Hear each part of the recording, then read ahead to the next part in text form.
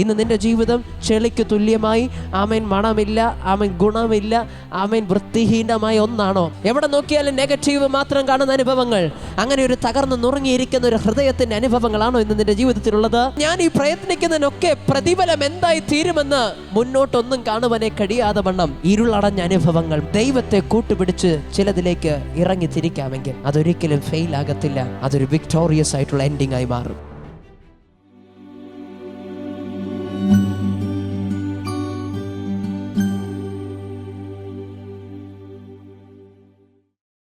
ഉൽപ്പത്തി പുസ്തകം 1-ാം അധ്യായം അതിൻ്റെ 1-ാമത് വാക്യം. ആദിയിൽ ദൈവം ആകാശവും ഭൂമിയും സൃഷ്ടിച്ചു.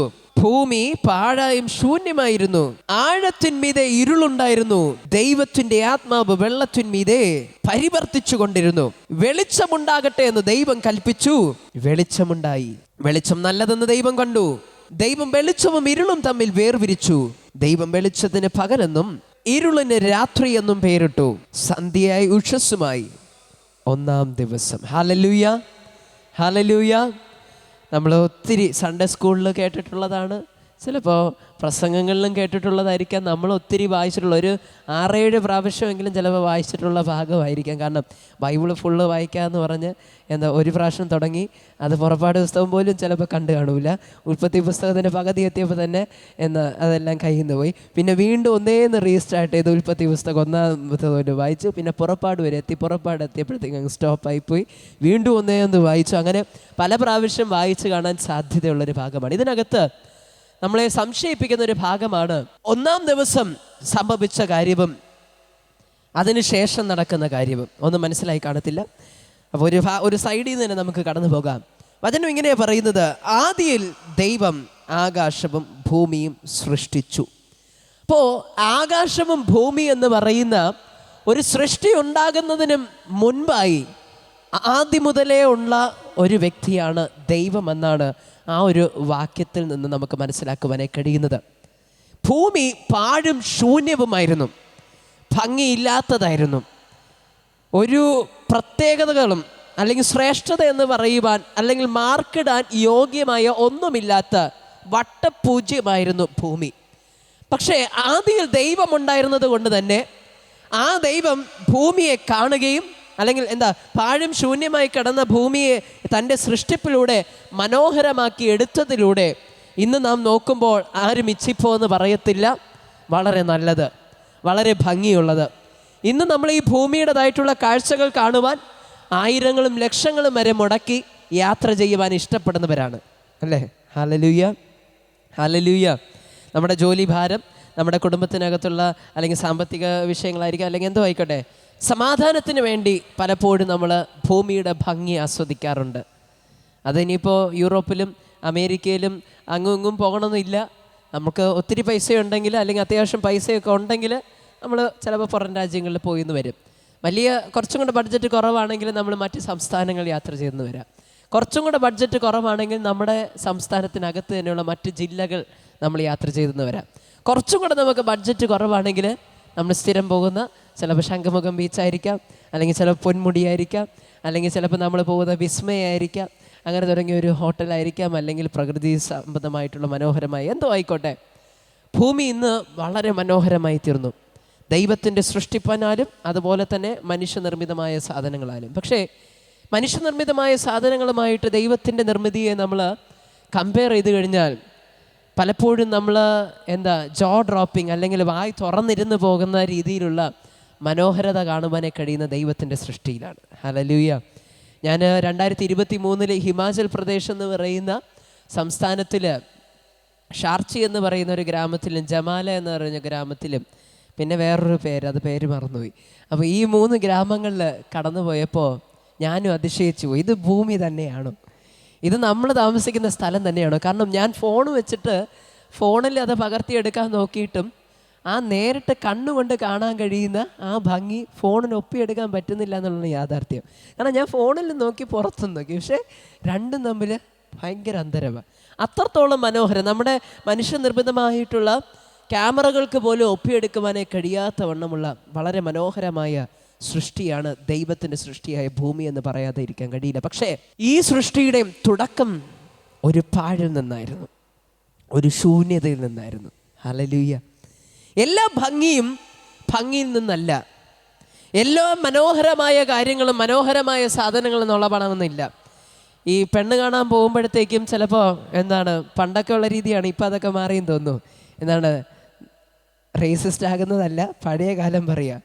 നല്ല വെളുത്ത പെണ്ണായിരിക്കണം, നല്ല മുടിയുള്ളതായിരിക്കണം, നല്ല കണ്ണും നല്ല മുഖഷേപ്പും ഐശ്വര്യമുള്ളതായിരിക്കണം.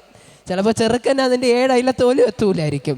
എന്നാലും ഡിമാൻഡ് ഭയങ്കരമായിരിക്കും. സ്തോത്രം, ഹല്ലേലൂയ. പിന്നെ പ്രഗ്നൻ്റൊക്കെ ആയിക്കഴിഞ്ഞു കഴിഞ്ഞാൽ ഓറഞ്ച് കൊടുക്കുന്നു, കുങ്കുമം കൊടുക്കുന്നു, പാല് കൊടുക്കുന്നു, എന്തെല്ലാം കൊടുക്കണം. കാരണം കുഞ്ഞ് നല്ല സൗന്ദര്യമുള്ളതായിത്തീരണം. അപ്പോൾ ഒരു തെറ്റിദ്ധാരണയല്ല, നമ്മൾ അല്ലെങ്കിൽ ഒരു സിസ്റ്റം ഉണ്ടായിരുന്നു. ഭംഗിയുള്ള പേരൻസിന് ഭംഗിയുള്ള കുഞ്ഞുങ്ങൾ. പിന്നെ ചില മാതാപിതാക്കളും പറയും, നീ എന്തോന്നൊക്കെ ചെയ്താലും മക്കൾ തന്തയും തള്ളയും പോലെ ഇരിക്കത്തുള്ളൂ എന്ന് പല തന്തമാരും തള്ളമാരും നമ്മുടെ മുഖത്ത് നോക്കിയും പറഞ്ഞിട്ടുണ്ടായിരിക്കും അല്ലേ. കാക്ക കുളിച്ചാൽ കൊക്കാകില്ല എന്ന് നമ്മൾ കേട്ടിട്ടുണ്ടായിരിക്കും. ശരിയാണ്. ലോകത്തിൻ്റെ സിസ്റ്റം അനുസരിച്ച് ഒരു നല്ല കാര്യം ഉണ്ടാകണമെങ്കിൽ അത് നല്ലതിൽ നിന്ന് തന്നെ ഉളവാകണം അല്ലേ. നല്ലൊരു ഒരു ഉദ്യോഗസ്ഥൻ ഉണ്ടാകണമെങ്കിൽ അത്രത്തോളം നല്ലൊരു സർവകലാശാലയിലോ നല്ലൊരു ഇൻസ്റ്റിറ്റ്യൂട്ടിലോ പഠിച്ചിറങ്ങിയാൽ അവൻ നല്ലൊരു ഉദ്യോഗസ്ഥനായിത്തീരുന്നു. അവൻ്റെ സ്കിൽസ് നല്ലതായിത്തീരുന്നു. അവൻ്റെ കമ്മ്യൂണിക്കേഷൻ ആയിക്കോട്ടെ, അവൻ്റെ എല്ലാം നല്ല പെർഫെക്റ്റ് ആയിരിക്കും. ശരിയാണോ? സമ്മതിക്കുന്നുണ്ടോ? വീടായാലും നമ്മൾ പറയും, മക്കളെ ആ വീട്ടിലുള്ള അവൻ്റെ കൂടെ മക്കൾ കൂട്ടുകൂടരുത് കേട്ടോ, അവൻ ചീത്ത കുട്ടിയാ. എന്താ അതിനുള്ള കാരണം? നമുക്കൊരു പേടിയുണ്ട്. അപ്പൻ കുടിയാനാ, അമ്മ അങ്ങനെയുള്ളതാ ഇങ്ങനെയുള്ളതാ. അപ്പോൾ കൊച്ചുങ്ങളും അതുപോലെ ആയിരിക്കും. അപ്പോൾ നമ്മുടെ കുഞ്ഞുങ്ങൾ ആ കുടുംബത്തിലുള്ള കുട്ടികളുമായി കൂട്ടുകൂടി കഴിഞ്ഞാൽ അവർ തെറ്റിപ്പോകും. ഇതാണെന്നൊക്കെ ഉണ്ട്. ശരിയല്ലേ? അപ്പം ലോകത്തിൻ്റെ സിസ്റ്റം എന്ന് പറയുന്നത്, ഇനി സയൻറ്റിഫിക്കലി നോക്കിക്കഴിഞ്ഞാലും മാതാപിതാക്കളുടേതായിട്ടുള്ള ജനറ്റിക്സ് കുഞ്ഞുങ്ങളിലേക്കും അത് കൈമാറ്റം ചെയ്യപ്പെടും. ഇപ്പോൾ അപ്പൻ കുടിയനാണെങ്കിൽ മക്കളും കുടിയനാകാനുള്ള സാധ്യതയുണ്ടെന്നാണ് സയൻസ് പഠിപ്പിക്കുന്നത്.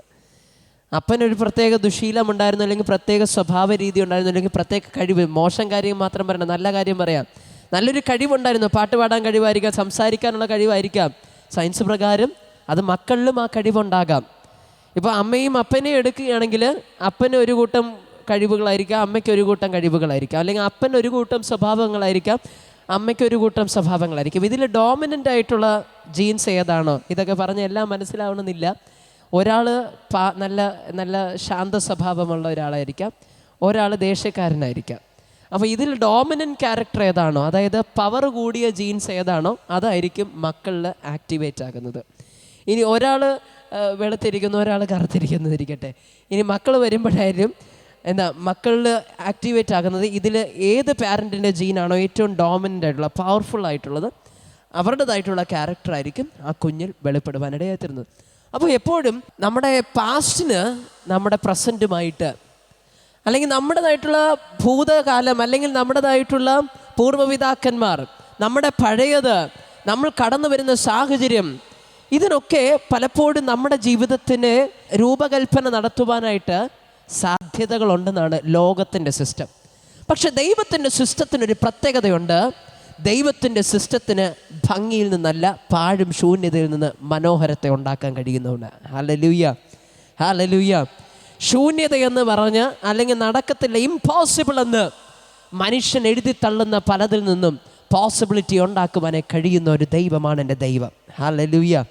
ഇന്ന് ഒന്ന് മനസ്സിലാക്കുക, ഇന്ന് നമ്മുടെ ജീവിതം ഒരുപക്ഷെ പാഴും ശൂന്യമൊക്കെ ആയിരിക്കാം, ഒരുപക്ഷെ ഭംഗിയില്ലാത്ത ജീവിതമായിരിക്കാം. നമ്മുടെ ജീവിതത്തിലും ഒരുപക്ഷെ മറ്റുള്ളവരുമായി നമ്മൾ കമ്പയർ ചെയ്യുമ്പോൾ, മറ്റുള്ളവരുമായി പലപ്പോഴും നമ്മൾ താരതമ്യം ചെയ്യുമ്പോൾ ഒത്തിരി പിന്നിലായിപ്പോയി, ഒത്തിരി കുഴിയിലായിപ്പോയി, കുഴഞ്ഞ ചേറ്റിലായിപ്പോയി എന്നൊക്കെ കരുതുന്ന അനുഭവങ്ങളായിരിക്കും. പക്ഷെ ഒന്ന് മനസ്സിലാക്കുക, ആദിയിൽ ദൈവം ഈ പ്രപഞ്ചത്തിൽ ഉണ്ടായതുകൊണ്ട് പ്രപഞ്ചം മനോഹരമായി തീർന്നെങ്കിൽ ഇന്ന് നിൻ്റെ ജീവിതത്തിലേക്കും ആ ദൈവത്തെ ഒന്ന് ഇൻവൈറ്റ് ചെയ്യാമെങ്കിൽ, എത്ര പാടാണെങ്കിലും, എത്ര ശൂന്യമാണെങ്കിലും, എത്ര അഭംഗിയുള്ളതാണ് നിൻ്റെ ജീവിതത്തിൻ്റെ അനുഭവങ്ങളെങ്കിൽ അതിനെ മനോഹരമാക്കുവാൻ എൻ്റെ ദൈവം ശക്തനാ. ഹല്ലേലൂയ.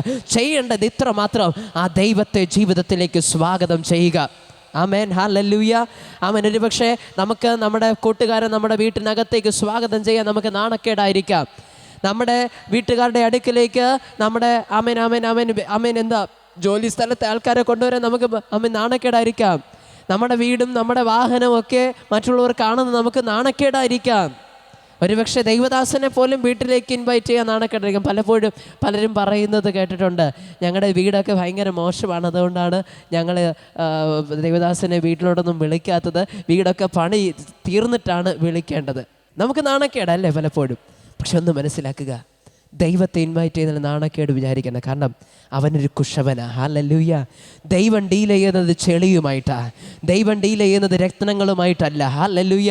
ആ കുശവന് ഇഷ്ടം ചെളിയുമായി വർക്ക് ചെയ്യാനാ. ആമേൻ. ഹല്ലേലൂയ. ഒരുപക്ഷെ നമ്മൾ കാണുന്നത് വളരെ വിലയേറിയതായി തോന്നുന്നത് ഷോക്കേസിലിരിക്കുന്ന പോട്ട്സ് ആയിരിക്കാം, ഷോക്കേസിലിരിക്കുന്ന പാത്രങ്ങളായിരിക്കാം. പക്ഷേ കുശവൻ ഏറ്റവും ഇഷ്ടം അവൻ ചെളിയ. ഹല്ലേലൂയ. കുശവൻ അന്വേഷിക്കുന്നത് അവൻ ഷോക്കേസിലിരിക്കുന്ന പാത്രങ്ങളെയല്ല, കുശവൻ തിരഞ്ഞ് നടക്കുന്നത് ചെളിയെ. ഹല്ലേലൂയ. കുശവൻ പാത്രങ്ങൾ ഉണ്ടാക്കുന്നു, ശരിയാണ്, പക്ഷെ അന്വേഷിക്കുന്നത് അവൻ ചെളിയാണെന്ന് മറക്കരുത്. ഇന്ന് നിൻ്റെ ജീവിതം ചെളിക്ക് തുല്യമായി, അവൻ മണമില്ല, അവൻ ഗുണമില്ല, അവൻ വൃത്തിഹീനമായ ഒന്നാണോ? മനസ്സിലാക്കുക, ദൈവത്തിന് ഏറ്റവും ആവശ്യം നിന്നെയാണ്. ഹല്ലേലൂയ. ആകയാൽ ആ ദൈവത്തെ സ്വാഗതം ചെയ്യുന്നതിൽ ഇന്ന് മടി പിടിക്കേണ്ടതില്ല. ആ ദൈവം മനുഷ്യനല്ല, ദൈവം ഒരു കുശവനത്രേ. ഹല്ലേലൂയ. ദൈവം അവനൊരു ഇടയനത്രേ, ദൈവം പണിയുന്നവനത്രേ. അവൻ വചനം തന്നെ പറയുമ്പോൾ, വചനം തന്നെ നോക്കുമ്പോൾ യേശു കർത്താവ് താൻ പറഞ്ഞൊരു ഭാഗമാണ്, രോഗിക്കല്ലാതെ വൈദ്യനെ കൊണ്ട് ആവശ്യമില്ല. പരീക്ഷന്മാർ വിചാരിച്ചു മശിഹ വരുന്നത് എന്താ, എല്ലാത്തിലും മിസ്റ്റർ പെർഫെക്റ്റ് ആയിട്ടുള്ള ആൾക്കാരെ കൂട്ടിച്ചേർക്കാനും അവർക്ക് രക്ഷ നൽകാനൊക്കെയാണെന്ന്. പാപമില്ലാത്ത നീതിമാന്മാർ, പരീക്ഷന്മാർ, അങ്ങനെ തുടങ്ങിയ ആൾക്കാർക്ക് വേണ്ടിയിട്ടാണ് മശിഹ വരുന്നതെന്നാണ് പരീക്ഷന്മാർ വിചാരിച്ചിരുന്നത്. പക്ഷേ കർത്താവ് പറഞ്ഞു, ഇല്ല, ഞാൻ വന്നത് അതിനൊന്നുമല്ല, ഞാൻ വന്നത് അവൻ ആവശ്യക്കാർക്ക് വേണ്ടിയിട്ടാണ്. ഹല്ലേലൂയ. പാപത്തിൽ കിടക്കുന്നവർക്ക് വേണ്ടിയാണ് ഞാൻ വന്നത്, പ്രയാസത്തിലും പ്രതിസന്ധിയിലും കിടക്കുന്നവർക്ക് വേണ്ടിയാണ് ഞാൻ വന്നത്. ലോകം തള്ളിക്കളഞ്ഞ അവൻ തള്ളപ്പെട്ടവരായി കിടക്കുന്നവരെ അവൻ സെലക്ട് ചെയ്യുവാൻ, ചേർത്ത് പിടിക്കാനാണ് ഞാൻ വന്നത്, അല്ലാതെ എല്ലാവർക്കും വേണമെന്നുള്ളവരെ അല്ല. ഇന്ന് മനസ്സിലാക്കുക, പാഴും ശൂന്യമായ ഭൂമിയിൽ ദൈവം കടന്നു വന്നപ്പോൾ മനോഹരമായി മറക്കരുത്. ഇന്ന് നിൻ്റെ ജീവിതത്തിൽ ദൈവത്തെ സ്വാഗതം ചെയ്യാമെങ്കിൽ, നിൻ്റെ കുടുംബ ജീവിതമാണോ ഇന്ന് അവൻ ശൂന്യമായി കിടക്കുന്നത്, പാടായി കിടക്കുന്നത്, അഭംഗിയായി കിടക്കുന്നത്? കുടുംബ ജീവിതത്തിനകത്തേക്ക് ദൈവത്തെ സ്വാഗതം ചെയ്യുക. അവൻ നിൻ്റെ തൊഴിൽ മേഖലയാണോ, നിൻ്റെ സാമ്പത്തിക ജീവിതമാണോ ഒരുപക്ഷെ ഇന്ന് പാഴും ശൂന്യമായി കിടക്കുന്നത്? ശരിയാ, പേഴ്സ് ശൂന്യമായിരിക്കാം, ബാങ്കും ശൂന്യമായിരിക്കാം. ഇന്ന് ദൈവത്തെ നിൻ്റെ സാമ്പത്തിക വ്യവസ്ഥയിലേക്ക് സ്വാഗതം ചെയ്യാമെങ്കിൽ ഒന്ന് മനസ്സിലാക്കുക, പാഴുമാറും. ഹല്ലേലൂയ. ഹല്ലേലൂയ. നിൻ്റെ സമൂഹത്തിലുള്ള വ്യക്തിപരമായ അല്ലെങ്കിൽ സാമൂഹിക ജീവിതത്തിലാണോ ഇന്ന് നീ ഒരു പാഴായിരിക്കുന്നത്, നീ ഒരു ശൂന്യമായിരിക്കുന്നത്? നിൻ്റെ സാമൂഹിക ജീവിതത്തിലും ദൈവത്തെ ഒന്ന് കൂട്ടുപിടിപ്പിക്കാമെങ്കിൽ, ദൈവത്തെ ഒന്ന് സ്വാഗതം ചെയ്യാമെങ്കിൽ, വിശ്വസിക്കുക, അതിൻ്റെ സ്ഥിതിഗതികൾ മാറും. ആമേൻ. എവിടെയാണോ ജീവിതത്തിൽ എന്ന് മനസ്സിലാക്കുക, എവിടെയാണ് എൻ്റെ ജീവിതത്തിൽ പാഴായി കിടക്കുന്നത്, എവിടെയാണ് എൻ്റെ ജീവിതത്തിൽ ശൂന്യമായി കിടക്കുന്നത്? ഒരുപക്ഷെ പേഴ്സണൽ ലൈഫായിരിക്കാം, നമ്മുടെ മനസ്സായിരിക്കാം ഇന്ന് തകർന്ന് പാഴായി കിടക്കുന്നത്, ഒരു ഉപയോഗമില്ലാതെ കിടക്കുന്ന, ഉത്സാഹം നഷ്ടപ്പെട്ട്, നിരാശപ്പെട്ട്, ഒന്നും ചെയ്യുവാനുള്ള മനസ്സില്ല, എവിടെ നോക്കിയാലും നെഗറ്റീവ് മാത്രം കാണുന്ന അനുഭവങ്ങൾ. അങ്ങനെ ഒരു തകർന്ന് നുറുങ്ങിയിരിക്കുന്ന ഒരു ഹൃദയത്തിൻ്റെ അനുഭവങ്ങളാണോ ഇന്ന് നിൻ്റെ ജീവിതത്തിലുള്ളത്? ആ ഹൃദയത്തിലേക്ക് ദൈവത്തെ സ്വാഗതം ചെയ്യുക. ഹല്ലേലൂയ. പറഞ്ഞു വരുന്നതിൻ്റെ അർത്ഥം ഇപ്രകാരം മാത്രമാണ്, ദൈവത്തെ കൂട്ടുപിടിച്ച് ചിലതിലേക്ക് ഇറങ്ങി തിരിക്കാമെങ്കിൽ അതൊരിക്കലും ഫെയിലാകത്തില്ല, അതൊരു വിക്ടോറിയസ് ആയിട്ടുള്ള എൻഡിങ് ആയി മാറും. ഹല്ലേലൂയ. നീ ഒരു ഉപജീവന മേഖലയ്ക്കായി നീ കടന്നു പോവുകയാണോ? ആദിയിൽ ദൈവം ഉണ്ടായിരുന്നതുപോലെ നിൻ്റെ ഉപജീവന മേഖലയുടെ ഇൻ്റർവ്യൂവിന് കടന്നു പോകുന്നതിന് മുൻപേ ദൈവം നിൻ്റെ കൂടെ ഉണ്ടായിരിക്കട്ടെ. ഹല്ലേലൂയ. നീ ഒരു ജോലിക്ക് പോകാൻ ഇറങ്ങുന്നതിന് മുൻപ് ദൈവം നിന്നോടൊപ്പം ഉണ്ടാകട്ടെ. ഹല്ലേലൂയ. നീ നിൻ്റെ ബിസിനസ്സിനായിട്ട് നിൻ്റെ കട തുറക്കുന്നതിന് മുൻപ്, നിൻ്റെ സ്ഥാപനം തുറക്കുന്നതിന് മുൻപ് ദൈവം നിന്നോടൊപ്പം ഉണ്ടാകട്ടെ. അപ്രകാരം ദൈവത്തെ കൂട്ടുപിടിച്ചുകൊണ്ട് ചിലത് നിനക്ക് തുടക്കം കൊടുക്കാമെങ്കിൽ, ചിലതൊക്കെ ഒന്ന് ആരംഭിക്കാമെങ്കിൽ, മനസ്സിലാക്കുക, അതൊന്നും വ്യർത്ഥമാകത്തില്ല, അതൊന്നും പാഴാകത്തില്ല, അതെല്ലാം മനോഹരമായി തീരും. ഹല്ലേലൂയ. ഇതാ ഒന്നാം വാക്യത്തിൽ നിന്ന് നമുക്ക് മനസ്സിലാക്കുവാനായി കഴിയുന്ന. രണ്ടാം വാക്യം നോക്കുമ്പോൾ ഇങ്ങനെ പറയുന്നു, ഭൂമി പാഴായും ശൂന്യമായിരുന്നു, ആഴത്തിന്മീതെ ഇരുളുണ്ടായിരുന്നു, ദൈവത്തിൻ്റെ ആത്മാവ് വെള്ളത്തിന്മീതെ പരിവർത്തിച്ചിരുന്നു. ഹല്ലേലൂയ. ഇവിടെ ആഴമെന്ന് ഉദ്ദേശിക്കുന്നത് മറ്റൊന്നുമല്ല, വെള്ളമാണ്. ഹല്ലേലൂയ. ഈ ആഴമേറിയ വെള്ളത്തിൽ ഇരുളായിരുന്നു, ആഴത്തിന്മീതെ ഇരുളായിരുന്നു. ഫുള്ളി ഇരുളറിഞ്ഞ അനുഭവങ്ങൾ. പക്ഷേ ആ ഇരുട്ടിൻ്റെ മുകളിലും ദൈവത്തിൻ്റെ ആത്മാവ് ഉണ്ടായിരുന്നു. കത്തി വരെ ഓർത്ത് ഞാൻ ദൈവത്തെ സ്തുതിക്കുന്നു. ഇരുളടഞ്ഞ ജീവിതമാണോ മനസ്സിലാക്കുക, കൂടെ ആരും കാണത്തില്ലായിരിക്കാം. അവിടെയാണല്ലോ ഇരുളെന്ന് പറയുന്നത്, ഒറ്റപ്പെടുന്ന അനുഭവങ്ങൾ. ഹല്ലേലൂയ. സാമ്പത്തികമായി എല്ലാം നഷ്ടപ്പെട്ടു, കുടുംബത്തിനകത്തും എല്ലാവരും ഉണ്ട്, പക്ഷെ ഒറ്റപ്പെട്ട അനുഭവം. വിദ്യാഭ്യാസത്തിലായിരിക്കാം, പ്രതീക്ഷകൾ നഷ്ടപ്പെട്ടു പോകുന്ന അനുഭവങ്ങൾ. ഒരു ഭാഗത്ത് നീ ചിലതൊക്കെ ശരിയാക്കാൻ ശ്രമിക്കുമ്പോഴും അതെല്ലാം കയ്യിൽ നിന്ന് നഷ്ടപ്പെട്ടു പോകുന്ന അനുഭവങ്ങൾ. ഒരു ഭാഗത്ത് അവൻ ചിലതൊക്കെ ക്രമീകരിക്കാൻ ശ്രമിക്കുമ്പോൾ വാലെ പിടിക്കുമ്പോൾ തല പോകുന്നത് പോലെ, തലയെ പിടിക്കുമ്പോൾ വാല് പോകുന്നത് പോലെ കൺട്രോളിൽ നിന്ന് നഷ്ടപ്പെട്ട് നിരാശപ്പെടുന്ന അനുഭവങ്ങളിലേക്ക് പോകുന്ന ഒരു സാഹചര്യം. അതിനെയാണ് ഇരുളെന്ന് പറയുന്നത്. ഹല്ലേലൂയ. വ്യക്തതയില്ല, അടുത്തെന്താന്ന് കാണാൻ കഴിയുന്നില്ല, ചെയ്യുന്ന പ്രവൃത്തികളുടെ റിസൾട്ട് എന്താകും, ഞാൻ ഇന്ന് വിതയ്ക്കുന്നതിൻ്റെതായിട്ടുള്ള കൊയ്ത്ത് എന്തായിത്തീരും, ഞാൻ ഇന്ന് പ്രവർത്തിക്കുന്ന ഈ കാര്യങ്ങൾ, അല്ലെങ്കിൽ ഞാൻ ചെയ്തു കൂട്ടുന്ന, ഞാൻ സമ്പാദിക്കുന്ന, ഞാൻ കഷ്ടപ്പെടുന്ന, അല്ലെങ്കിൽ ഞാൻ ഈ പ്രയത്നിക്കുന്നതിനൊക്കെ പ്രതിഫലം എന്തായി തീരുമെന്ന് മുന്നോട്ടൊന്നും കാണുവാനേ കഴിയാതെ വണ്ണം ഇരുളടഞ്ഞ അനുഭവങ്ങൾ. മനസ്സിലാക്കുക, അപ്രകാരമുള്ള ഇരുളടഞ്ഞ സാഹചര്യങ്ങളിലും ദൈവത്തിൻ്റെ ആത്മാവ് കൂടെ ഉണ്ടെന്ന്. ഹല്ലേലൂയ. ദൈവത്തിൻ്റെ വചനത്തിൽ സങ്കീർത്തനക്കാരൻ ഇങ്ങനെ പറയുന്നു, കൂരുൾ താഴ്വരയിൽ കടന്നാൽ ഞാനൊരു അനർത്ഥവും ഭയപ്പെടുകയില്ല. കാരണം എന്താണെന്നറിയാമോ? കൂടെ നടക്കുന്നൊരു ഇടയനെ പറ്റിയാണ് ഞാനിവിടെ പറയുന്നത്. Hallelujah, hallelujah. എത്ര കൂരിരുട്ടിൻ്റെ നടുവിലൂടെ നീ എത്ര ഒറ്റയ്ക്കാണെന്ന് വിചാരിച്ചാൽ തെറ്റിപ്പോയി. ഒറ്റയ്ക്കല്ല, ദൈവത്തിൻ്റെ ആത്മാവ് കൂടെ ഉണ്ടെന്ന്. ഹല്ലേലൂയ. വിശ്വസിക്കുക, വിശ്വസിക്കുക, വിശ്വസിക്കുക. ചില സന്ദർഭങ്ങളിൽ നമ്മൾ ചിന്തിക്കുക, ദൈവം എന്നെ കൈവിട്ടോ, ദൈവം എന്നെ മറന്നോ, ഞാൻ ഒറ്റയ്ക്കായി പോയോ, പിശാചിന്റെ ഇരുളടച്ച്, പൈശാചിക ശക്തികൾ എൻ്റെ ജീവിതത്തെ ഇരുളടച്ച് നിരാശപ്പെടുത്തി, എൻ്റെ ജീവിതത്തെ, എൻ്റെ മനസ്സിൻ്റെ സമതലയെ തെറ്റിച്ച് ഞാനല്ലാതെ ആക്കി തീർക്കുന്ന അനുഭവങ്ങളായോ എന്ന് ചിന്തിക്കുമ്പോൾ തെറ്റിപ്പോയി. ദൈവത്തിൻ്റെ വചനം പറയുന്നു, ഇല്ല, ഇരുളിൽ മീതെ, നിന്റെ ഇരുട്ടിൻ്റെ പുറത്ത്, ഹല്ലേലൂയ, നിന്റെ ഇരുട്ടിൻ്റെ മീതെ ദൈവത്തിൻ്റെ ആത്മാവ് നിന്റെ കൂടെയുണ്ട്. ഹല്ലേലൂയ. വിശ്വസിക്കുന്ന കരമടിച്ച് ആ ദൈവത്തിനൊന്ന് സ്തുതി കൊടുക്കുക, ഒന്ന് സ്തോത്രം ചെയ്താട്ടെ. ഹല്ലേലൂയ, ഹല്ലേലൂയ, ഹല്ലേലൂയ, ഹല്ലേലൂയ. വീണ്ടും ദൈവത്തിൻ്റെ വചനം നാം പരിശോധിക്കുമ്പോൾ താഴേക്ക് വായിക്കുമ്പോൾ ഇങ്ങനെ എഴുതിയിരിക്കുന്നു, വെളിച്ചമുണ്ടാകട്ടെ എന്ന് ദൈവം കൽപ്പിച്ചു, വെളിച്ചം ഉണ്ടായി. ഹല്ലേലൂയ. വെളിച്ചം ഉണ്ടാകട്ടെ എന്ന് കൽപ്പിച്ചു, വെളിച്ചം ഉണ്ടായി. ഓക്കെ, ഈസിയാണ്. പക്ഷേ ഉൽപ്പത്തി പുസ്തകം നേരെ വായിച്ചിട്ടുള്ളവർക്കറിയാം, സൂര്യനും നക്ഷത്രവും ചന്ദ്രനൊക്കെ ഉണ്ടാകുന്ന എത്ര ദിവസമാണ്? 4-ാം ദിവസം. ഹല്ലേലൂയ. നമുക്ക് ഭൂമിയിൽ വെളിച്ചം കിട്ടുന്നത് ഈ ബൾബൊക്കെ തോമസ് ആൽവ എഡിസൺ അല്ലേ? ശരിയാണല്ലോ. തോമസ് ആൽവ എഡിസൺ കണ്ടുപിടിച്ചതിന് ശേഷമാണ് അതൊക്കെ വരുന്നത്. ഇലക്ട്രിസിറ്റി കണ്ടുപിടിച്ചതിന് ശേഷമൊക്കെയാണ് ഈ ബൾബും സംഭവങ്ങളും കാര്യങ്ങളൊക്കെ വരുന്നത്. പുള്ളിക്കാരനറിയാം, പുള്ളിക്കാരൻ താന്നിരിക്കുന്നത്. ഹല്ലേലൂയ, സ്തോത്രം. അപ്പോൾ അതിനുശേഷം ഈ കാണുന്ന വെളിച്ചങ്ങളൊക്കെ ഉണ്ടാകുന്നത്. പക്ഷെ അതിനു മുമ്പ് ഭൂമിയിലുണ്ടായിരുന്ന വെളിച്ചത്തിൻ്റെ സോഴ്സ് എന്ന് പറയുന്നത് എന്തായിരുന്നു? സൂര്യനും ചന്ദ്രനും നക്ഷത്രങ്ങളൊക്കെ ആയിരുന്നു അല്ലേ? പിന്നെയാണ് തീ കണ്ടുപിടിക്കുന്നത് മനുഷ്യൻ അല്ലേ? കല്ല് വെച്ച്, അങ്ങനെയല്ലേ നമ്മൾ പഠിച്ചിട്ടുള്ളേ? കല്ല് ഇങ്ങനെ ഉരസിയപ്പോഴേക്കും അവിടെ സ്പാർക്ക് ഉണ്ടായി. സ്പാർക്ക് വെച്ചിട്ട് അവർ തീ കണ്ടുപിടിക്കുന്നു.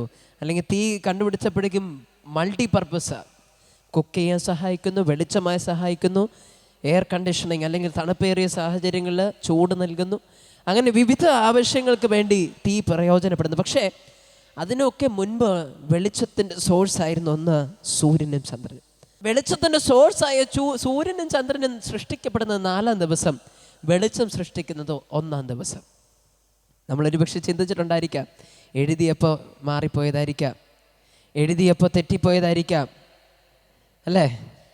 കാരണം സൂര്യനില്ലാതെ വെളിച്ചം എങ്ങനെയുണ്ടാകുന്നേ? സൂര്യനെ സൃഷ്ടിച്ചിട്ടല്ലേ വെളിച്ചം വരുന്നേ, അല്ലാതെ എങ്ങനെ ഉണ്ടാകുന്നേ? പക്ഷെ ഞാനൊന്ന് പറഞ്ഞോട്ടെ, മനുഷ്യൻ്റെ സിസ്റ്റത്തിൽ സോഴ്സ് ഉണ്ടെങ്കിലേ റിസൾട്ട് ഉണ്ടാകത്തുള്ളൂ. ഒരു ഉത്ഭവ കേന്ദ്രമുണ്ടെങ്കിൽ മാത്രമേ ഒരു പ്രതിഫലനം അല്ലെങ്കിൽ ഒരു റിസൾട്ട് അല്ലെങ്കിൽ ഒരു ഫലമുണ്ടാകത്തുള്ളൂ. ശരിയാണോ? സമ്മതിക്കുന്നുണ്ടോ? ഇവിടെ ഒരു ഫാൻ ഇരുന്ന് കറങ്ങുന്നതുകൊണ്ട് കാറ്റ് കിട്ടുന്നു അല്ലേ? അതിൽ വൈദ്യുതി എന്ന് പറയുന്ന ഒരു ശക്തി അതിലേക്ക് കടന്നു ചെല്ലുന്നത് കൊണ്ട് എന്ത് സംഭവിക്കുന്നു? അത് കറങ്ങുന്നു. ഇനി അവിടെ 2-3 ലൈറ്റ് ഘടിപ്പിച്ചിരിക്കുന്നു, അതിലേക്ക് വൈദ്യുതി വരുന്നു. അപ്പോൾ ആ ഒരു എനർജി വന്നപ്പോഴേക്കും അതിൽ നിന്ന് എന്താ ഉണ്ടാകുന്നു? പ്രകാശം കടന്നു വരുന്നു അല്ലേ? ഒരു നദിയെ സംബന്ധിച്ച് നോക്കിക്കഴിഞ്ഞാലും അത് ഉത്ഭവിക്കുന്ന ഒരു ഭാഗമുണ്ട്, അവിടെ നിന്ന് അത് ഒഴുകി നമ്മുടെ സ്ഥലത്ത് വരുമ്പോൾ അത് നദിയായിത്തീരുന്നു അല്ലേ. എല്ലാത്തിനും ഒരു ഉത്ഭവനമുണ്ട്, അല്ലെങ്കിൽ ഒരു ഉത്ഭവമുണ്ട്, ഉത്ഭവ കേന്ദ്രം. ആ ഉത്ഭവ കേന്ദ്രം കാരണമാണ് പലതും നടക്കുന്നത് അല്ലേ. സമ്മതിക്കുന്നുണ്ടോ? ശരിയാണോ? പക്ഷെ ദൈവത്തിൻ്റെ ഒരു പ്രത്യേകത എന്താണെന്ന് അറിയണോ? എൻ്റെ കർത്താവിന് ആമേൻ സൃഷ്ടിയാകുന്ന സോഴ്സ് ഒന്നും വേണമെന്നില്ല. മാനുഷികമായി നാം ചിന്തിക്കുന്ന രീതിയിലുള്ള, ഒരുപക്ഷെ എല്ലാവർക്കും ഇത് ആമേൻ ദഹിക്കത്തില്ല, എല്ലാവർക്കും ഇത് മനസ്സിലാകണമെന്നില്ല. പക്ഷേ എങ്കിലും ദൈവത്തിൻ്റെ വചനവാ ചിലതൊക്കെ നമ്മൾ ഏറ്റെടുത്തേ പറ്റത്തുള്ളൂ. Hallelujah, hallelujah. എൻ്റെ ദൈവത്തിൻ്റെ ഒരു പ്രത്യേകത എന്താണെന്ന് അറിയണോ? സൂര്യനെ സൃഷ്ടിക്കുന്നതിന് മുൻപായി അവൻ വെളിച്ചത്തെ സൃഷ്ടിച്ചിട്ട് സൂര്യനെ സൃഷ്ടിക്കുന്നവൻ എൻ്റെ ദൈവം. ഹല്ലേലൂയ. എൻ്റെ ദൈവത്തിനൊരു പ്രത്യേകതയുണ്ട്, അവൻ അപ്പനാക്കിയിട്ട് മക്കളെ നൽകുന്ന ദൈവമാണ്. അബ്രഹാമിൻ്റെ ജീവിതത്തെ നമ്മൾ എടുത്ത് പരിശോധിക്കുമ്പോൾ അബ്രഹാമിന് കുഞ്ഞുങ്ങളില്ല. നമുക്കെല്ലാവർക്കും അറിയാമെന്നുള്ള കാര്യമാണ് അല്ലേ.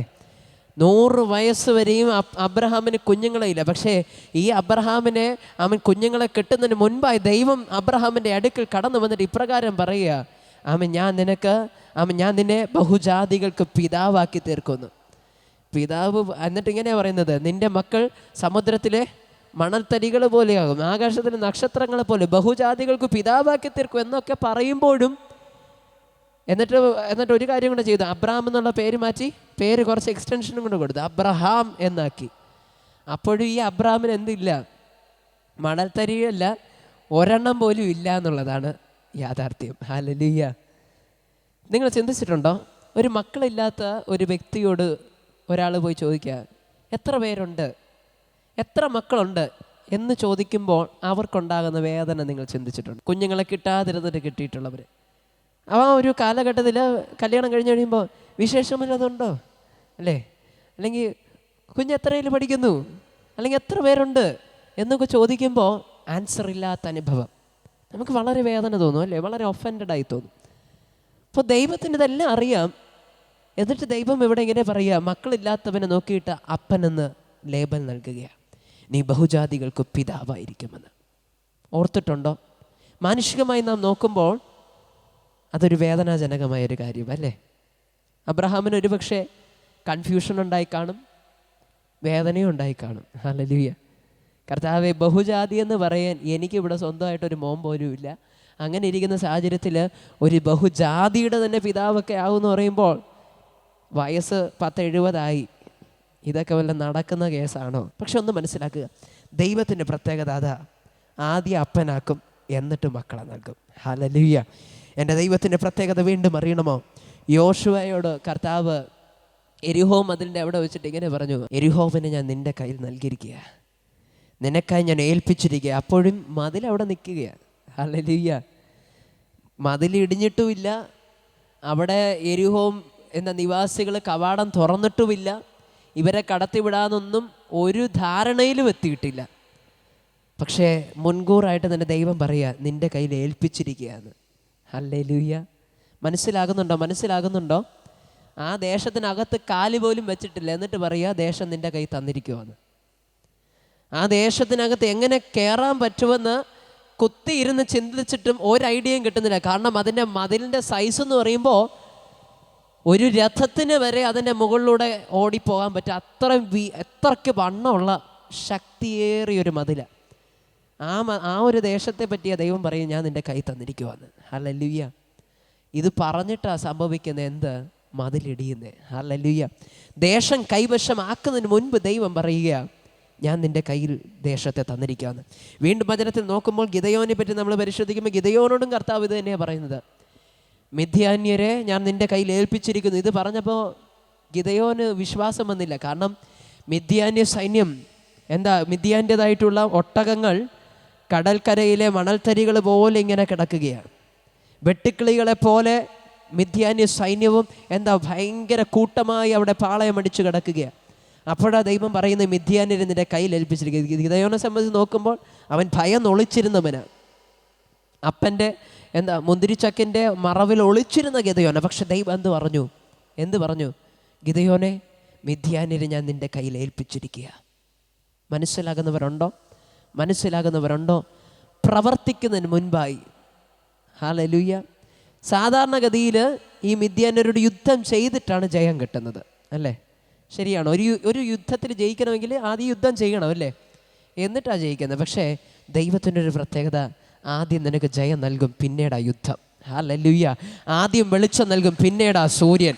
ഹല്ലേലൂയ. ആദ്യം നിന്നെ അപ്പനാക്കും, പിന്നെയാ മക്കളെ തരുന്നേ. തീരുന്നില്ല. ഹല്ലേലൂയ.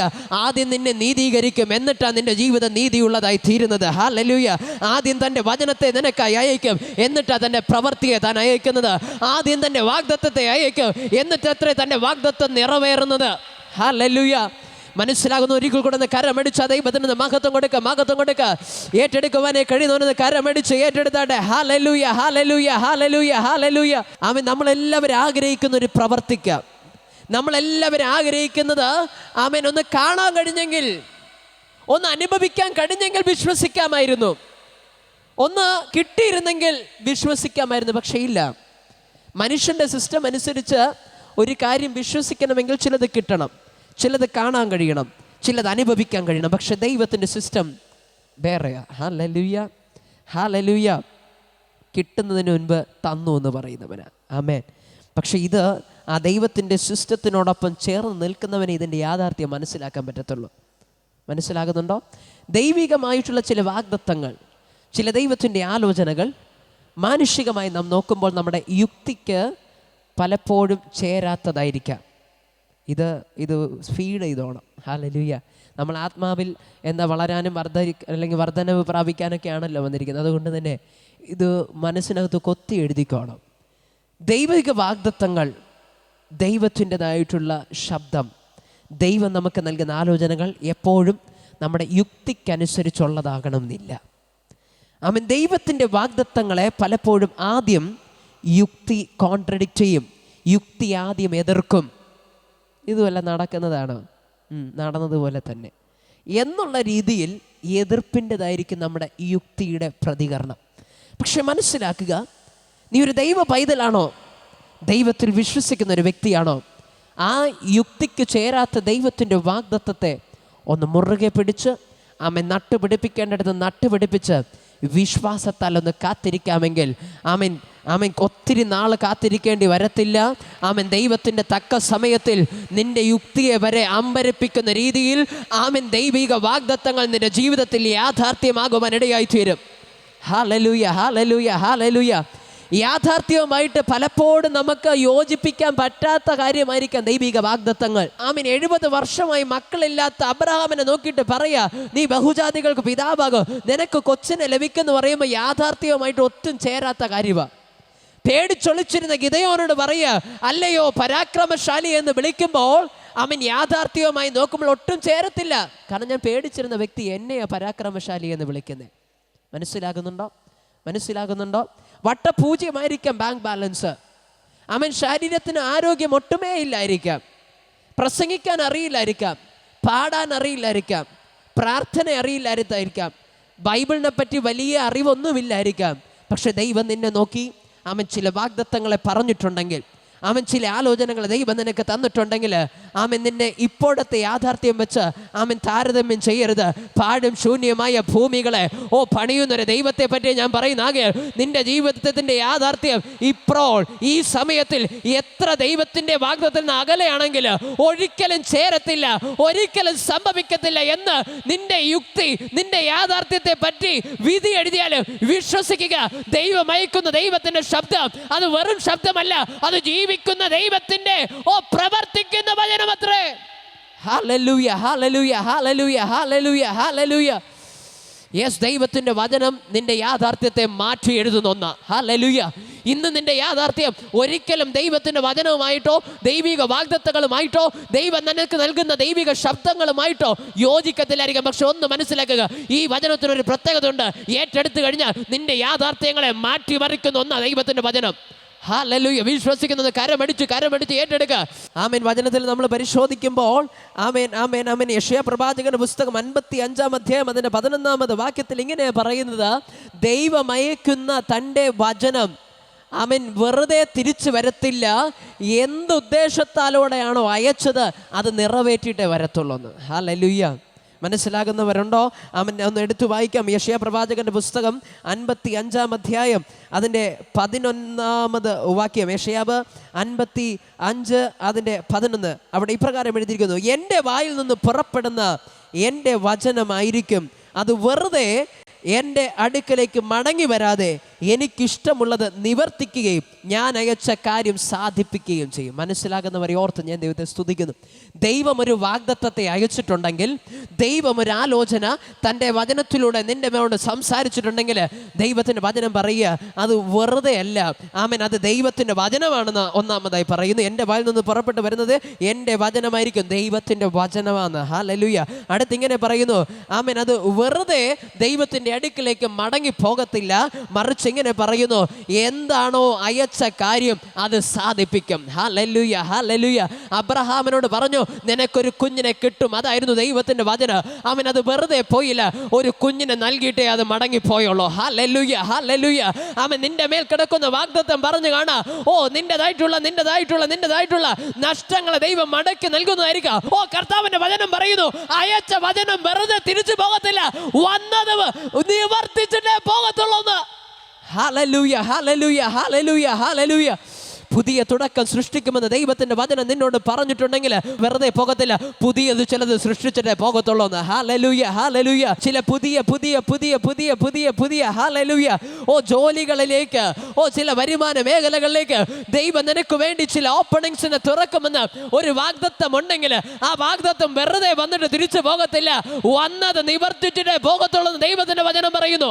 റോമർക്ക് എഴുതിയ ലേഖനം 12-ാം അധ്യായം അതിന്റെ 2-ാമത് വാക്യം നാം പരിശോധിക്കുമ്പോൾ അവിടെ ഇങ്ങനെ കാണുവാനായി കഴിയുന്നു. റോമർക്ക് എഴുതിയ ലേഖനം 12-ാം അധ്യായം അതിൻ്റെ 2-ാമത് വാക്യം: ഈ ലോകത്തിന് അനുരൂപരാകാതെ നന്മയും പ്രസാദവും പൂർണ്ണതയുമുള്ള ദൈവഹിതം ഇന്നതെന്ന് തിരിച്ചറിയേണ്ടതിന് മനസ്സ് പുതുക്കി രൂപാന്തരപ്പെടുവേ. Hallelujah, hallelujah. ഒന്നും മനസ്സിലായില്ലായിരിക്കുക. ഒന്നാമത്തെ കാര്യം ഇങ്ങനെ പറയുന്നു, do not conform to the patterns of the world. ലോകത്തിൻ്റെ പാറ്റേണുമായിട്ട്, ലോകത്തിൻ്റെ സിസ്റ്റവുമായിട്ട്, ലോകത്തിൻ്റെ രീതി എന്ന് വേണമെങ്കിൽ പറയാം. ഹല്ലേലൂയ. ഈ വേൾഡ് വർക്ക് ചെയ്യുന്ന രീതിയുമായിട്ട്, അതുമായിട്ട് യോജിച്ച് പോകല്ലെന്ന്, അതിലുപരിയായിട്ട് മനസ്സ് പുതുക്കി രൂപാന്തരപ്പെടുത്തുവാൻ. Renew your mind. ഒന്നും മനസ്സിലാകുന്നില്ലെന്ന് എനിക്കറിയാം. മനസ്സിനകത്തുള്ള രൂപാന്തരം എന്ന് പറയുമ്പോൾ വേറെ ഒന്നുമല്ല, വിശ്വസിക്കാൻ കഴിയണം. ലോകത്തിൻ്റെ പാറ്റേൺ വെച്ച് നോക്കുമ്പോൾ അസാധ്യമെന്ന് പലതും പറയും. ലോകത്തിൻ്റെ പാറ്റേൺ വെച്ച് ഞാനിതിനെ ആ വാക്യത്തിൻ്റെ അർത്ഥം ഇതാണെന്നുള്ളതല്ല, പക്ഷെ അതിനകത്ത് ഒളിഞ്ഞിരിക്കുന്ന ഒരു മർമ്മവും കൂടെയാണ് പറയുന്നത്. ഹല്ലേലൂയ. അവിടുത്തെ കോണ്ടെക്സ്റ്റ് വേറെയാണ്. അവിടെ പറയുന്നത് ലോകക്കാരെ പോലെ പാപത്തിനും മ്ലേച്ഛതയ്ക്കും അടിമപ്പെട്ട് ജീവിക്കാതെ വിശുദ്ധിയിലും നന്മയിലും അല്ലെങ്കിൽ ദൈവത്തിന് യോഗ്യമായ രീതിയിൽ ജീവിക്കാനാണ് പറയുന്നത്. പക്ഷെ അതിനകത്ത് ഒരു മർമ്മം കൂടെ ഒളിച്ചിരിപ്പുണ്ട്. നമ്മുടെ പ്രവൃത്തി മാത്രമല്ല, നമ്മുടെ മനസ്സിനകത്തും രൂപാന്തരപ്പെടുമ്പോൾ, വിശ്വാസമെന്ന് പറയുന്ന പരിചയം എടുക്കുമ്പോൾ മനസ്സിലാകേണ്ട ഒന്നുണ്ട്. ദൈവപ്രവർത്തികളെ ദൈവത്തിൻ്റെതായിട്ടുള്ള അവിടെ അങ്ങനെയാണല്ലോ എഴുതിയിരിക്കുന്നത്, ദൈവത്തിൻ്റെ ഹിതം ഇന്നതെന്ന് തിരിച്ചറിയുക. അപ്പോൾ ദൈവത്തിൻ്റെ ഹിതം എന്നത് ലോകത്തിൻ്റെ പാറ്റേൺ പ്രകാരമല്ല. ഹല്ലേലൂയ. ദൈവത്തിൻ്റെ ഹിതമാകുന്ന ചില വാഗ്ദത്തങ്ങൾ നിന്റെ ജീവിതത്തിൽ അത് നടക്കണമെങ്കിൽ അത് ലോകത്തിൻ്റെ പാറ്റേണിലല്ല, അത് ദൈവത്തിൻ്റെ പാറ്റേണിലാണ് നടക്കുന്നത്. ഹല്ലേലൂയ. ദൈവം നിനക്ക് വേണ്ടി അയച്ച ചില ആലോചനകൾ നിന്റെ ജീവിതത്തിൽ നിവർത്തീകരിക്കണമെങ്കിൽ അത് ലോകത്തിന്റെ പാറ്റേണിലല്ല, അത് സ്വർഗത്തിന്റെ പാറ്റേണിലേ നടക്കത്തുള്ളൂ. ലോകത്തിന്റെ പാറ്റേൺ എന്ന് പറയുമ്പോൾ കാഴ്ചയാൽ, സ്വർഗത്തിന്റെ പാറ്റേൺ എന്ന് പറയുമ്പോൾ മനസ്സ് പുതുക്കി വിശ്വാസത്താൽ. ഹല്ലേലൂയ. കാഴ്ചയാലും പ്രവർത്തിയാലും അല്ല, ദൈവത്തിന്റെ രാജ്യം വർക്ക് ചെയ്യുന്നതെല്ലാം ആത്മമണ്ഡലത്തില. ഹല്ലേലൂയ. നമുക്ക് ഈ ദൈവിക കാര്യങ്ങൾ ദൈവത്തിന്റെ വാഗ്ദത്തമായിരിക്കാം, ദൈവം നൽകിയ ആലോചനയായിരിക്കാം, ഒരു ദൂതായിരിക്കാം, എന്തോ ആയിക്കോട്ടെ, ദൈവത്തിൽ നമുക്ക് ലഭിക്കുന്ന വാക്കുകൾ, ദൈവത്തിൽ നിന്ന് കേൾക്കുന്ന ശബ്ദങ്ങൾ, ഇത് നമുക്ക് കേട്ട ഉടൻ അല്ലെങ്കിൽ ആമേൻ സ്തോത്രം പറഞ്ഞ ഉടൻ നമ്മുടെ കണ്ണിൽ അത് ഒരുപക്ഷെ കാണാൻ കഴിഞ്ഞെന്ന് വരത്തില്ല, നമ്മുടെ ചെവിയിൽ അത് കേൾക്കാനും കഴിഞ്ഞെന്ന് വരത്തില്ല, നമ്മുടെ ജീവിതത്തിൽ അത് അനുഭവിക്കാൻ കഴിഞ്ഞൊന്നും വരത്തില്ല. മനസ്സിലാകുന്നുണ്ടോ? അബ്രഹാമിനോട് പറഞ്ഞു, നീ ഒരപ്പനാകാൻ പോവുക, നിനക്ക് കുഞ്ഞുങ്ങളെ ദൈവം നൽകും എന്ന് പറഞ്ഞു. പക്ഷെ അവൻ കണ്ണുകൊണ്ടത് കണ്ടില്ല. കണ്ടോ? ഇല്ല. യോശുവയോടും പറഞ്ഞു, എരിഹോമിനെ ഞാൻ നിന്റെ കയ്യിൽ ഏൽപ്പിച്ചിരിക്കുക, പക്ഷേ ഏൽപ്പിച്ചതായിട്ട് അവനൊന്നും കണ്ടില്ല ആ സമയത്ത്. മനസ്സിലാകുന്നുണ്ടോ? ദൈവസഭയ്ക്കകത്ത് നിങ്ങൾ കടന്നു വന്നിരിക്കും. ഒരുപക്ഷെ നിങ്ങൾ കടന്നു വന്ന വിഷയം നിങ്ങളുടെ ഉപജീവന മേഖലയുള്ളതായിരിക്കാം, സാമ്പത്തികമായിരിക്കാം, ഒരു ശാരീരിക ബുദ്ധിമുട്ടായിരിക്കാം. ഏറ്റവും സിമ്പിളായിട്ടുള്ള ഒത്തിരി ക്രിറ്റിസിസം കിട്ടാതിരിക്കാനുള്ള ഒരു എക്സാമ്പിൾ പറയാം. ചിലപ്പോൾ രോഗം, ആ ഒരു എക്സാമ്പിൾ എടുക്കുന്നതാണ് ഏറ്റവും നല്ലത്. ഹല്ലേലൂയ. നിങ്ങൾക്കൊരു മുട്ടുവേദനയായിട്ടായിരിക്കാം വന്നത്, നിങ്ങൾ ദൈവദാസനോട് പറഞ്ഞില്ല, പക്ഷേ ദൈവത്തിൻ്റെ ആത്മാവിനാൽ വിളിച്ചു പറയുക, മുട്ടിലുള്ള ബുദ്ധിമുട്ടുകൾ മാറുന്നു, ശാരീരിക ബലഹീനതകൾ മാറുന്നു, അല്ലെങ്കിൽ സന്ധി തോറുമുള്ള വിഷയങ്ങൾ മാറുന്നു എന്നിങ്ങനെ അവനൊരു ദൈവശബ്ദം പ്ലാറ്റ്ഫോമിൽ നിന്ന് ദൈവസഭയ്ക്കകത്ത് ദൈവദാസൻ വിളിച്ചു പറയുന്ന ആ സമയത്തിൽ ഒരുപക്ഷെ നിങ്ങളുടെ മുട്ടുവേദന അങ്ങനെ തന്നെ ഇരുന്നെന്ന് വരാം. ഹല്ലേലൂയ. ചിലത് അപ്പോഴും തന്നെ മാറും. വിശ്വസിക്കുക, ആഗ്രഹിക്കുക.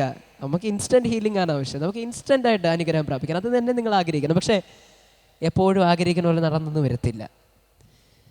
ആ സമയത്തിൽ ആ സ്പോട്ടിൽ തന്നെ സൗഖ്യം കിട്ടിയെന്ന് വരത്തില്ല. ആ സ്പോട്ടിൽ തന്നെ ക്യാൻസർ മാറിയെന്ന് വരത്തില്ല. ആ സ്പോട്ടിൽ തന്നെ ട്യൂമർ മാറിപ്പോകണമെന്നില്ല. പക്ഷേ ആത്മമനുഷ്യന്, നിങ്ങളൊരു ആത്മമനുഷ്യനാണോ? ഇത് പഠിച്ചിരിക്കേണ്ട കാര്യമാണ്. നിങ്ങളൊരു ആത്മമനുഷ്യനാണോ? നിങ്ങളിത് സ്വീകരിക്കേണ്ടത് ആദ്യം ആത്മാവിലാണ്. ഹല്ലേലൂയ.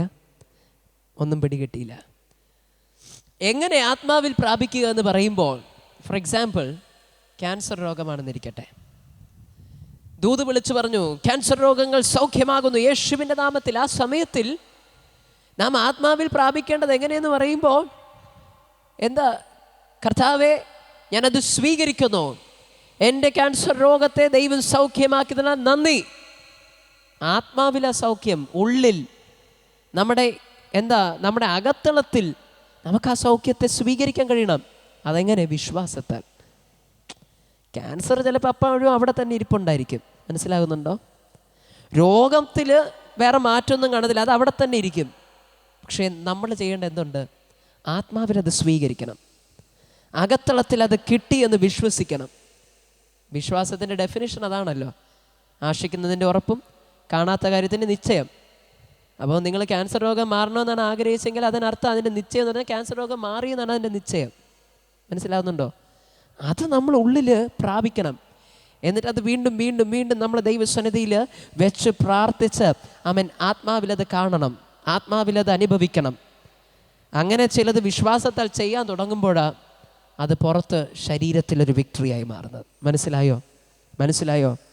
യോശുവയോട് കർത്താവ് ഏൽപ്പിച്ചു എന്ന് പറഞ്ഞപ്പോൾ ആദ്യം ആത്മാവിലാണ് ഏൽപ്പിച്ചത്, പിന്നീട് കയ്യിൽ. ഹല്ലേലൂയ. മനസ്സിലാകുന്നവരെ ഓർത്ത് ഞാൻ ദൈവത്തെ സ്തുതിക്കുന്നു. വാഗ്ദത്തങ്ങൾ ദൈവത്തിൽ നിന്നുള്ളത് ശരീരത്തിൽ അത് യാഥാർത്ഥ്യമാകും. പക്ഷേ ആദ്യം യാഥാർത്ഥ്യമാകേണ്ടത് നമ്മുടെ ആത്മമണ്ഡലത്തിലാണ്. ആത്മമണ്ഡലത്തിൽ അതിനെ ആക്ടിവേറ്റ് ചെയ്യണം. ആത്മമണ്ഡലത്തിൽ അതിനെ സ്വീകരിക്കണം. അല്ലാതെ ഒരു ചെവി കൂടെ കേട്ട് ഒരു ചെവി കൂടെ കളയുന്ന അനുഭവങ്ങളല്ല. ഇതൊക്കെ കുറേ കേട്ടത് തന്നെ, ഇതൊക്കെ എന്നുള്ളൊരു മട്ടല്ല. അങ്ങനെ ചെയ്യുന്നെങ്കിൽ ചെയ്തോ, ഒന്നും നമുക്ക് കിട്ടത്തില്ല. ഹല്ലേലൂയ. ദൈവത്തിൽ നിന്ന് ചിലത് പ്രാപിക്കണമെങ്കിൽ മനസ്സ് പുതുക്കിയാലേ പറ്റത്തുള്ളൂ, മനസ്സ് രൂപാന്തരപ്പെട്ടാലേ പറ്റത്തുള്ളൂ. ആദ്യം ക്യാൻസർ രോഗം സൗഖ്യമാകണം നിന്റെ മനസ്സിൽ നിന്ന്. ഹല്ലേലൂയ. ആദ്യം നിന്റെ സാമ്പത്തിക കടഭാരം മാറേണ്ടത് നിന്റെ മനസ്സിൽ നിന്ന്. നിന്റെ മനസ്സിനെ കടക്കിണയിൽ വെച്ചിരിക്കുന്ന ഒരു പിശാചുണ്ടല്ലോ, ആ പിശാചിൽ നിന്റെ മനസ്സ് സ്വതന്ത്രമാകണം. എങ്കിൽ മാത്രമേ നിന്റെ കുടുംബം സ്വതന്ത്രമാകത്തുള്ളൂ. മനസ്സിലാകുന്നുണ്ടോ? നിന്നെ രോഗിയാക്കി വെച്ചിരിക്കുന്ന, നിന്റെ മനസ്സിനകത്ത് നിന്നെ രോഗിയാക്കി വെച്ചിരിക്കുന്ന ഒരു ശത്രുവുണ്ട്. ഹല്ലേലൂയ. പലപ്പോഴും മുട്ടുവേദനയല്ല നിന്നെ തളർത്തിക്കളയുന്നത്, നിന്റെ മനസ്സിലുള്ള മുട്ടുവേദനയാണ്. ഹല്ലേലൂയ. പലപ്പോഴും ബാങ്ക് ബാലൻസ് 0 ആയതും ജപ്തി നോട്ടീസും ഒന്നും അല്ല നിന്നെ തളർത്തിക്കളയുന്നത്, മനസ്സിനകത്തുള്ള ജപ്തി നോട്ടീസുകളാണ്. ഹല്ലേലൂയ. പല ഈ കടക്കണിയിൽ കിടക്കുന്നവർക്ക് വേണ്ടി പ്രാർത്ഥിച്ചിട്ടുണ്ട്, പ്രത്യേകിച്ചും ജപ്തിയുടെയൊക്കെ അനുഭവങ്ങളുള്ള. കഴിഞ്ഞ ആഴ്ചയും ഒരു സിസ്റ്റർ, ഒത്തിരി നാളുകൾക്ക് ശേഷം ഞാൻ ആ സിസ്റ്ററിൻ്റെ വീട്ടിൽ കുറേ മാസമായി, ഒത്തിരി മാസങ്ങൾക്ക് മുമ്പ് പോയി പ്രാർത്ഥിച്ചതാണ്. അവർ വളരെ കണ്ണുനീരോടെയായിരുന്നു. ആദ്യമായിട്ട് അപ്പോഴൊക്കെ ചർച്ചിൽ വരുന്ന അനുഭവമായിരുന്നു. അപ്പോൾ ഹീലിംഗ് പ്രയറൊക്കെ കഴിഞ്ഞതേ ഉള്ളൂ. 3 ആഴ്ചത്തെ പാരമ്പര്യം മാത്രമേ ഉള്ളൂ ഒരു ചർച്ചിൽ വന്നിട്ട്. അവിടെ കടന്നുപോയി അവർ വളരെ നിരാശയിലായിരുന്നു. കാരണം അവരെന്ത് ചെയ്താലും ഒന്നും ശരിയാകത്തില്ല. അവരുടെ വീട് പണിയൊന്നും തീർന്നിട്ടില്ല. ഒരു മകനും ഭർത്താവും വിദേശത്ത്. പക്ഷെ അവിടെ അവർക്കൊന്നും വലിയ വരുമാനമൊന്നും കിട്ടാത്ത അനുഭവം. ഒരാൾക്ക് എന്തോ ജോലി ഇല്ലാതെ എന്തോ അവിടെ ഇരിക്കുന്ന അനുഭവം. അങ്ങനെയൊക്കെ ആയിരുന്നു ആ സമയത്ത്. അപ്പോൾ ജപ്തി നോട്ടീസ് വരെ വന്നു. ഞാൻ അവരോട് പറഞ്ഞു, ധൈര്യമായിട്ടിരിക്കുക, നമ്മൾ ദൈവസന്നിധിയിൽ വെച്ച് പ്രാർത്ഥിച്ചു, ആ വീട്ടിനകത്ത് കാൽ ചവിട്ടി മുദ്ര ചെയ്ത് പ്രാർത്ഥിച്ചു, ജപ്തിയാകത്തില്ല. ഈ മാസങ്ങൾക്ക് ശേഷം കഴിഞ്ഞ ആഴ്ച അവരെ വീണ്ടും കണ്ടപ്പോൾ ഞാൻ ചോദിച്ചു, ജപ്തിയൊന്നും ആയില്ലല്ലോ? അപ്പോൾ അവർ പറഞ്ഞു, ദൈവകൃപയാൽ അവരങ്ങനെയൊന്നും ഇപ്പോൾ ഒന്നും ചെയ്തില്ല, ദൈവം സംരക്ഷിക്കുന്നുണ്ടെന്ന്. ഹല്ലേലൂയ. മനസ്സിലാവുന്നുണ്ടോ?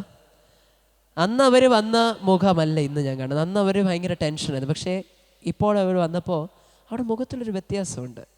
അപ്പോൾ അന്ന് അവരെ ഭരിച്ചുകൊണ്ടിരുന്ന ഈ കടമെന്ന് പറയുന്നത് അവരെ മനസ്സിനെ ഭരിച്ചുകൊണ്ടിരുന്നതുകൊണ്ട് അവർക്ക് സ്വാതന്ത്ര്യത്തിലേക്ക് വരാൻ പറ്റുന്നില്ലായിരുന്നു.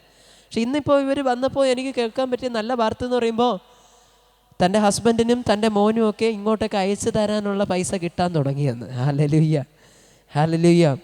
അടുത്ത് ഇളയ മോനെയും കൂടെ അങ്ങോട്ട് അയക്കാൻ വേണ്ടിയിട്ട് പ്രാർത്ഥിക്കാനാണ് വന്നിരിക്കുന്നത്. സ്തോത്രം. അയക്കണമെങ്കിൽ പൈസ വേണം. ഹല്ലേലൂയ, ആമേൻ. അന്നത്തെ സാഹചര്യം ഞാൻ ഓർക്കുന്നു. അന്ന് ഇവിടെ എന്തൊക്കെ അടുത്തൊക്കെ അഡ്ജസ്റ്റ്മെൻ്റൊക്കെ പണിക്കൊക്കെ പോകുന്നു, അങ്ങനെയൊക്കെയുള്ള രീതിയായിരുന്നു. പുറത്തയക്കാനായിട്ടുള്ള സാഹചര്യമൊന്നും ഇല്ല, അങ്ങനെയൊക്കെയുള്ള അവസ്ഥയായിരുന്നു. പക്ഷേ ആ മനസ്സിനകത്തുള്ള കടക്കണി പൊട്ടിയപ്പോൾ, മനസ്സിനകത്ത് ഭരിച്ചുകൊണ്ടിരുന്ന, ആത്മമണ്ഡലത്തിൽ ഭരിച്ചുകൊണ്ടിരുന്ന കടത്തിൻ്റെതായിട്ടുള്ള ചങ്ങല പൊട്ടിയപ്പോഴേക്കും അവർ പരിഹാരങ്ങളിലേക്ക് കാലുവെക്കാൻ തുടങ്ങി. ഹല്ലേലൂയ. മനസ്സിലാകുന്നുണ്ടോ? അവരുടെ പ്രവൃത്തിയാലല്ല, അതിൻ്റെ പിന്നിൽ പ്രവർത്തിക്കുന്ന ഒരു ദൈവത്തിൻ്റെ ശക്തി. ഹല്ലേലൂയ. ആത്മാവിൽ സ്വാതന്ത്ര്യം പ്രാപിച്ചപ്പോൾ ആ ശക്തി അവിടെ ഒതുങ്ങി നിൽക്കുന്നില്ല. അത് പുറത്ത്, അവരുടെ കുടുംബത്തിനകത്ത്, അവരുടെ ജീവിതത്തിൻ്റെ, അവരുടെ ശരീരത്തിൽ, അവരുടെ സാഹചര്യങ്ങൾക്ക് മേലും പ്രവർത്തിക്കാൻ തുടങ്ങുന്നു. ഹല്ലേലൂയ. ഞാൻ ഹോസ്പിറ്റലിൽ കിടക്കുന്ന സമയത്തിലും ഈ ഡെങ്കിപ്പനിയുടെ അനുഭവത്തിൽ ഞാൻ ഹോസ്പിറ്റലിൽ കിടക്കുന്ന സമയത്തിലും ഞാൻ പറഞ്ഞ ഒത്തിരി കാര്യങ്ങളുണ്ട്. അതിലൊന്നായിരുന്നു, അങ്ങനെ നിത്യജീവനിലൂടെയുള്ള സൗഖ്യത്തെ ഞാൻ സ്വീകരിക്കുന്നു. അങ്ങനെ അടിപ്പിണരാൽ സൗഖ്യം വന്നിരിക്കുന്നത്, വചനത്താൽ ഞാൻ സൗഖ്യത്തെ സ്വീകരിക്കുന്നു, യേശുവിൻ്റെ രക്തത്താൽ ഞാൻ സ്വീകരിക്കുന്നു എന്നിങ്ങനെ പറഞ്ഞപ്പോഴൊക്കെയും എൻ്റെ ബോഡിയിൽ അങ്ങനെ വലിയ മാറ്റമൊന്നും വന്നെന്ന് എനിക്ക് തോന്നുന്നില്ല ആ സമയത്തിൽ. മനസ്സിലാകുന്നുണ്ടോ? പക്ഷെ ഞാൻ ആത്മാവിൽ ബലപ്പെട്ടു. ഹല്ലേലൂയ. ഞാൻ ആത്മാവിൽ ഓരോ ദൈവത്തിൻ്റെ വചനങ്ങൾ പറഞ്ഞു ബലപ്പെടാൻ തുടങ്ങി. അങ്ങനെ ആത്മാവ് ബലപ്പെടാൻ തുടങ്ങിയപ്പോൾ പയ്യെ ശരീരവും ബലം പ്രാപിക്കാൻ തുടങ്ങി. ഹല്ലേലൂയ. ഇതാ ഞാൻ പറഞ്ഞു വരുന്നത്, ദൈവത്തിൻ്റെതായിട്ടുള്ള ശബ്ദത്തെ ത്യജിക്കുകയല്ല, ആത്മാവിൽ പ്രാപിച്ചോണം. ലോകത്തിന് അനുരൂപരാകുന്ന ഭൗതിക മനുഷ്യന്മാരല്ല ദൈവം നമ്മളെ വിളിച്ചു വേർതിരിക്കുന്ന ആത്മീകന്മാരായിട്ട്. വെറുതെ അല്ല അങ്ങനെ വിളിച്ചു വേർതിരിക്കുന്നത്. ആത്മാവിൽ പ്രാപിക്കേണ്ടത് പ്രാപിച്ച് ജീവിതത്തിൽ ജയാളികളായി തീരുവാനാ. ഏറ്റെടുക്കുന്നവരുണ്ടെങ്കിൽ ഇന്ന് രാത്രിയിൽ ഒന്ന് കരമടിച്ച് പറയാം, അപ്പാ പിതാവേ, എനിക്ക് വേണ്ടിയുള്ള വാഗ്ദത്തത്തെ ഞാൻ സ്വീകരിക്കുന്നു, എനിക്ക് വേണ്ടിയുള്ള ആ ജയത്തെ ഞാൻ സ്വീകരിക്കുന്നു, എൻ്റെ ആ ബിസിനസ്സിന് ഞാൻ സ്വീകരിക്കുന്നു, എൻ്റെ ആരോഗ്യത്തെ ഞാൻ സ്വീകരിക്കുന്നു, എൻ്റെ നന്മകളെ ഞാൻ സ്വീകരിക്കുന്നു യേശുവിൻ്റെ നാമത്തിൽ. ഹല്ലേലൂയ, ഹല്ലേലൂയ, ഹല്ലേലൂയ, ഹല്ലേലൂയ. ദൈവത്തിൻ്റെ സിസ്റ്റത്തിൽ വിശ്വസിക്കുക. കഴിവ് കൊണ്ടൊന്നും നടക്കാൻ പോകുന്നില്ല, സാഹചര്യം വെച്ച് നടക്കത്തില്ല. യെസ്, നമുക്കറിയാം. പലരും പറഞ്ഞു, നമ്മുടെ സാഹചര്യവും നമ്മളെ നോക്കി എപ്പോഴും പറയും നടക്കത്തില്ല. ഇന്ന് ദൈവത്തിൽ നമുക്ക് ആശ്രയം വയ്ക്കാം. സാഹചര്യത്തിനപ്പുറത്തിൽ പ്രവർത്തിക്കുന്ന ദൈവം, പാഴും ശൂന്യമായി കിടക്കുന്നതിനെ മനോഹരമാക്കി തീർക്കുന്ന ദൈവം, സൂര്യനില്ലാതെ വെളിച്ചത്തെ ഉണ്ടാക്കുന്ന ദൈവം, ആ ദൈവത്തിൻ്റെ സന്നിധിയിൽ സമ്പൂർണ്ണമായി ഒന്ന് സമർപ്പിച്ചു കൊടുക്കാവോ? വിശ്വാസത്തിലൊന്ന് മുന്നേറാവോ?